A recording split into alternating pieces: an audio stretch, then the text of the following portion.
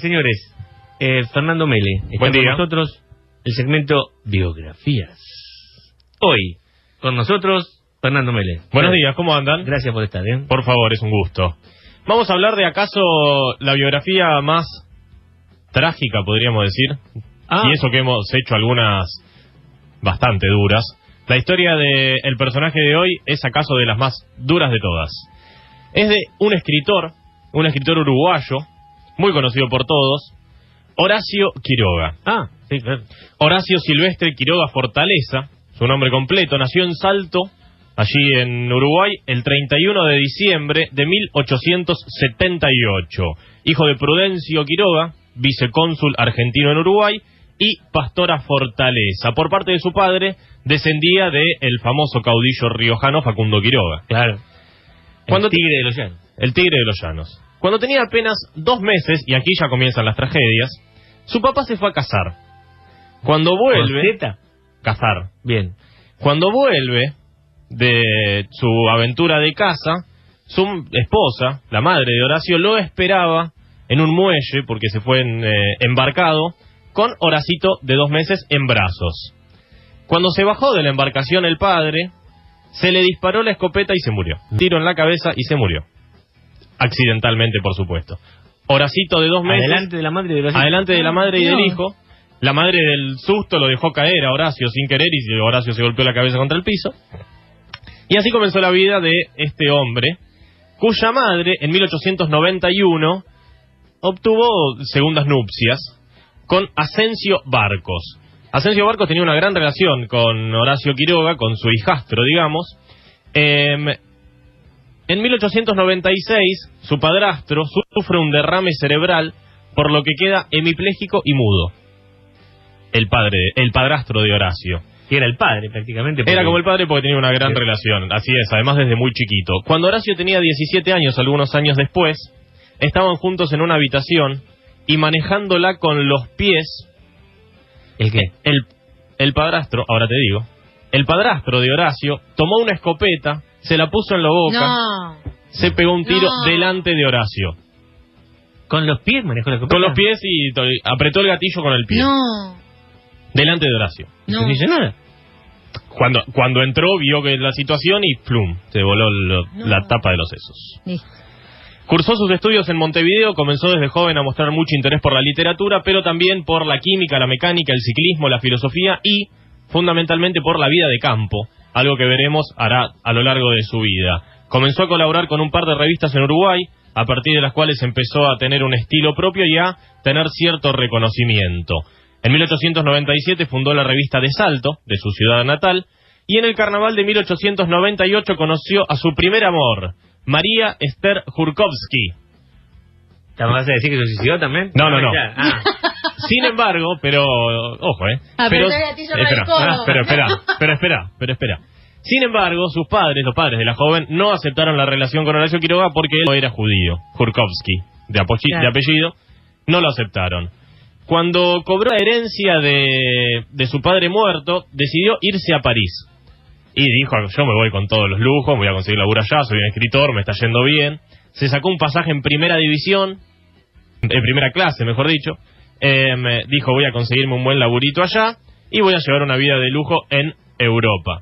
A los 4 meses volvió sin un mango, en tercera, con hambre, sucio y con una barba que lo caracterizaría a lo largo de su vida, que en ese caso no podía afeitarse por no tener un sope. Cuando volvió a Uruguay se juntó con un grupo de amigos y fundó lo que sería el consistorio del Gai Saber, el Gai Saber inspirado en la Galla Ciencia en la obra de Nietzsche, una suerte de laboratorio literario donde experimentaban diversos tipos de expresión. En 1901 publicó su primer libro, Los Arrecifes del Coral, dedicado a quien sería su gran amigo Leopoldo Lugones, que también se suicidó. También. Sin embargo, no gozaría mucho de la publicación de su primer libro porque poco tiempo después 2 de sus hermanos, Prudencio y Pastora, mueren de fiebre tifoidea en el Chaco. Un hombre absolutamente rodeado por la tragedia. Ese mismo año, muerte. En 1901, un amigo de él, de este grupo del consistorio del Gai Saber, había recibido críticas muy ofensivas de un periodista llamado Germán Papini Sass. ¿Qué decidió el tipo? 1901. Vos me criticás, te reto un duelo. Claro, época de duelo. Claro. Época de duelos. Duelo con pistola. Duelo con pistola. Entonces Horacio, ¿qué dijo? Yo tengo algún conocimiento de mecánica y de todo esto, te ofrezco y préstame tu arma que yo te la voy a revisar y la voy a limpiar. Mientras lo hacía, se disparó el arma, se le escapó un tiro, se la puso en el bobo a su amigo y también lo mató. Es una cosa increíble. O sea, el que se iba a batir a duelo terminó muerto por el revólver de Horacio Quiroga. Porque Horacio Quiroga estaba limpiando el revólver y obviamente llegó la policía. Estaba Horacio Quiroga, un tipo muerto, y él con el revólver en la mano. Se me escapó. Adentro. Vamos adentro nomás. 4 días preso hasta que se demostró que era Accidental. un accidente y fue ¿Y liberado. Se disolvió, por supuesto, el consistorio del Gaisaber. Se mudó a la Argentina con una de sus hermanas, con María, y comenzó a dar clases de castellano y literatura en la Escuela Británica de Buenos Aires. En 1903 acompañó a Leopoldo Lugones, su amigo, a Misiones, que iba a hacer una investigación en Sanillo, y Quiroga fue como fotógrafo. Cuando volvió de ese viaje, se enamoró perdidamente de Misiones, eso lo sabemos. En 1904 publicó El crimen del otro, influenciado por Edgar Allan Poe, de quien dijo que era su primer y principal maestro. Y la literatura tiene algunas similitudes. Comenzó a definir una temática que le gustaba mucho, podríamos decir... Son dos grandes cuentistas, ¿sabes? Sí, un grande cuentista, y además que escriben sobre cosas que rozan el terror, podríamos decir. Sí. Horacio Quiroga tiene algo de terror en sus cuentos, un terror rural, podríamos calificarlo. Silvestre, rural, selvático, por calificarlo de alguna manera. Y además escribió muchísimos cuentos para niños, como sabemos. En 1905 comenzó a publicar algunos cuentos en la revista Caras y Caretas, aquí en la ciudad de Buenos Aires. En 1906 se compró una chacrita en Misiones, a la que todavía no se fue a vivir, pero empezó a construir una casita. Se enamoró de una de sus alumnas. Además de tener ese tema de la desgracia con la muerte, tenía un temita con las nenas. Le gustaban las nenas. Sí, las nenitas. Es una nena. A Lugones le decía, es una nena.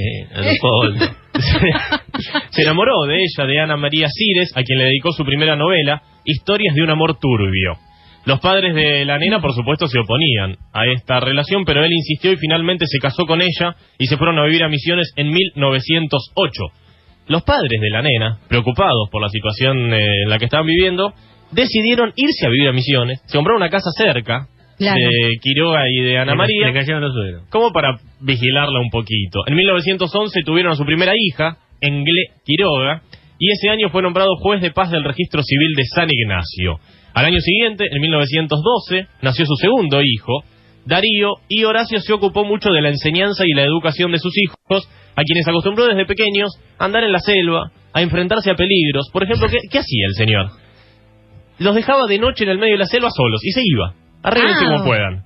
Un macanudo. En serio, los hacía sentarse en los bordes de abismos, con las patitas colgando.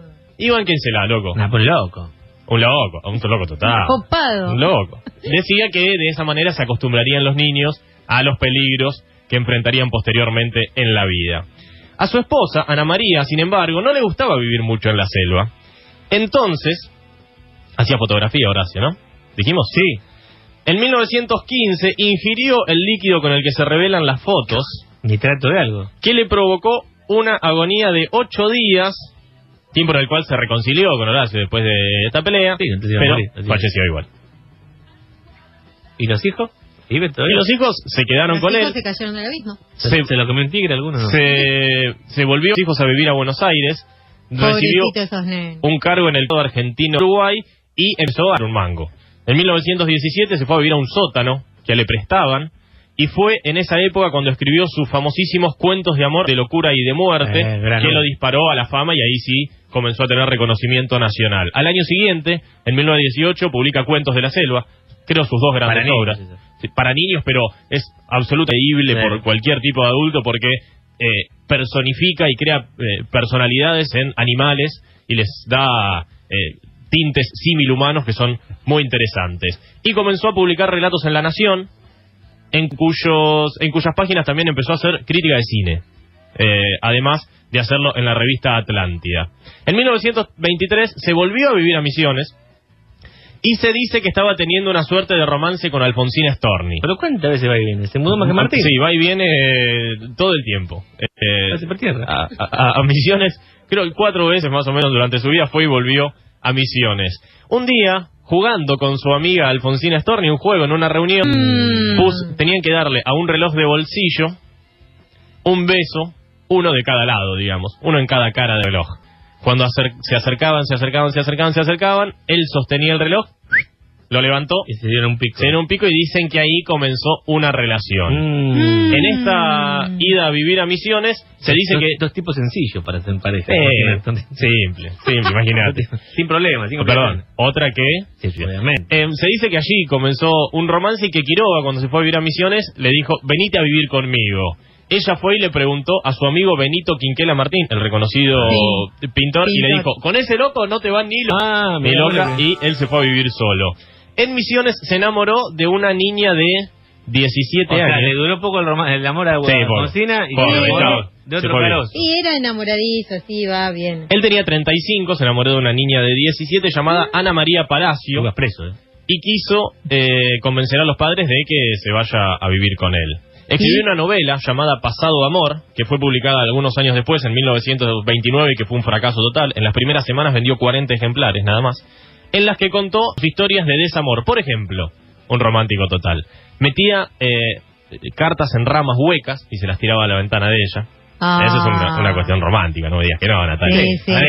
Correo electrónico, un WhatsApp. Le escribía cartas en código y hasta intentó hacer un túnel hasta la habitación de la niña.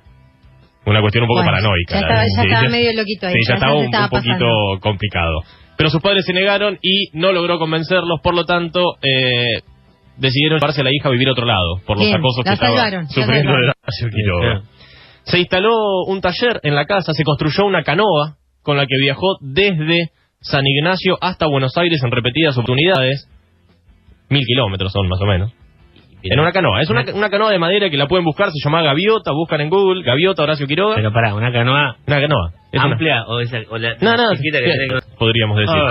Un caso, como una cosa así. Te quedan los brazos. En 1900 se volvió a vivir a Buenos Aires, continuó escribiendo para Caras y Caretas, yendo a conciertos de música clásica que tanto le gustaba, y además empezó a tener un hobby un poco extraño que era criar animales salvajes. Sí, ¿qué pasó con los hijos? Los hijos seguían viviendo con él por ahora y se independizan cuando fueron adultos. En esa época escribió Los Desterrados, otro de sus grandes libros de cuentos, y al año siguiente se enamoró. Muy buen cuento. Elena Bravo.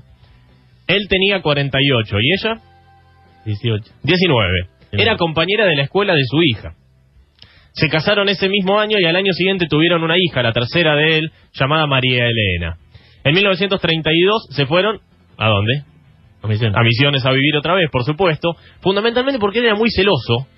Y, imaginemos, un hombre de 48, 49 años, con una niña chiquita, la miraban mucho. Ese yo dijo, no, yo me la llevo a vivir a Misiones, allá nadie te va a ver. Y tramitó el traspaso de su trabajo, cuando se tuvo un par de años más la jubilación, y se quedó viviendo en Misiones. Pero en 1935 comenzó a sentir algunas molestias, fue a Posadas a hacerse unos estudios, y le diagnosticaron una hipertrofia de la próstata. A su esposa no le gustaba mucho vivir en la selva. Por lo tanto, se peleaban mucho. ¿Qué hizo ella? Se fue. Agarró a la hija, nos volvió a Buenos Aires y se quedó él solo viviendo en Misiones, en el medio de la selva. A principios de 1937 viajó a Buenos Aires para tratarse un poquito más la enfermedad que tenía en el Hospital de Clínicas de Buenos Aires, y cuando le realizaron los estudios descubrieron que tenía un avanzado cáncer de próstata. Quedó internado inmediatamente en el Hospital de Clínicas de Buenos Aires, con mucho acompañamiento de su esposa y de sus múltiples amigos vinculados generalmente a la cultura y a la literatura. En el sótano del Hospital de Clínicas estaba internado un señor que se llamaba Vicente Batisteza, que era un hombre con múltiples deformidades, se cree que por una elefantiasis, y cuando Quiroga se enteró de su diagnóstico, dijo, súbanme a Vicente a vivir acá conmigo a mi misma habitación. Vicente, por supuesto, súper agradecido. Entablaron una muy buena relación durante el día mismo en el que él subió y le pidió que no diga nada. Él pidió salir un ratito del hospital, por supuesto le concedieron el pedido.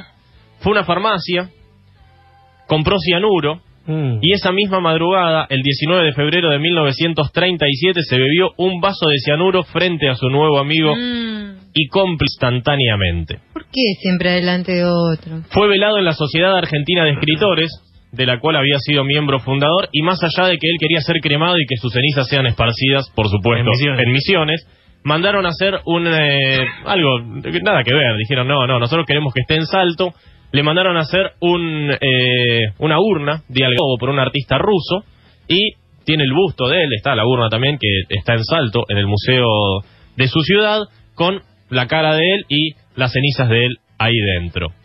La historia no termina ahí. El 8 de febrero de 1938, un año después de la muerte de Quiroga, Leopoldo Lugones ingiere cianuro con whisky, se suicida. Se puso de moda. El 25 de octubre de ese mismo año, Alfonsina Storni encara en la playa de Pinamar caminando para adentro, también se suicida. En 1939, 2 años después de la muerte de Quiroga, su hija mayor, Englé, se suicida. No. Y en 1952, su segundo hijo, Darío, hace falta que lo diga, se suicida también. Un hombre absolutamente rodeado por la muerte, cuyo libro más conocido es Historia de amor, de locura y de muerte. Señores, gran biografía de un personaje trágico con el señor Fernando Mele, como todos los miércoles. Gracias.